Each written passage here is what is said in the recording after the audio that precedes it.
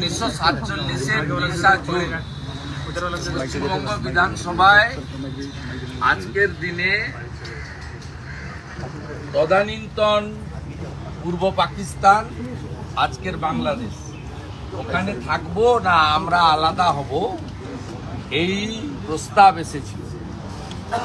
এই প্রস্তাবে বলা হয়েছিল যে হিন্দু সংখ্যাগরিষ্ঠ এই বঙ্গের এই পশ্চিম দিকটা, মানে পশ্চিমবঙ্গ, এর জন্য আলাদা প্রদেশ তৈরি করে ভারত মুক্তি করা।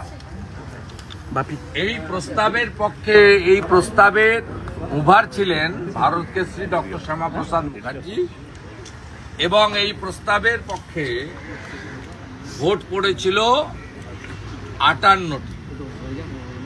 এবং আমরা তো ইতিহাস বিকৃতি করি না, এই 58 জনের মধ্যে প্রাক্তন মুখ্যমন্ত্রী বামপন্থী নেতা জ্যোতি বসুও ছিলেন।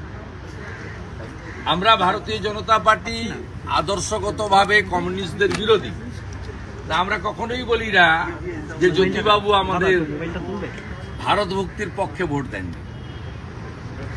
আর উল্টো দিকে 21 জন ভোট দিয়েছিলেন তদানীন্তন পূর্ব পাকিস্তান, আজকের বাংলাদেশ অর্থাৎ পাকিস্তানে থাকার জন্য।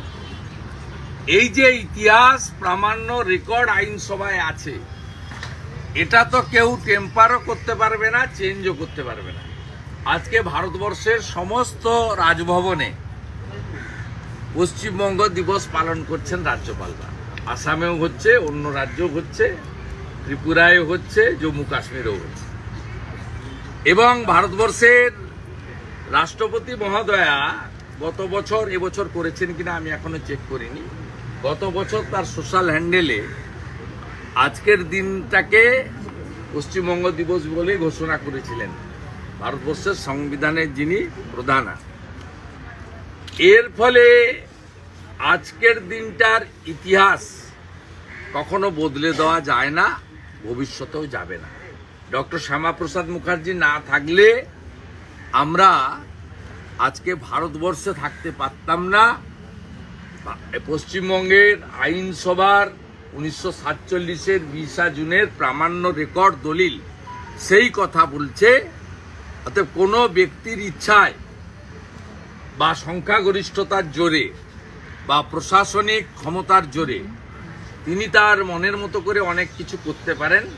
যেমন জগনমোহন রেড্ডির বাংলো বেরিয়েছে, 500 কোটি টাকার বাংলো, এ তিনি করতেই পারেন। পশ্চিমবঙ্গেও এরকম 100টা বাংলো রয়েছে মুখ্যমন্ত্রী থাকার জন্য।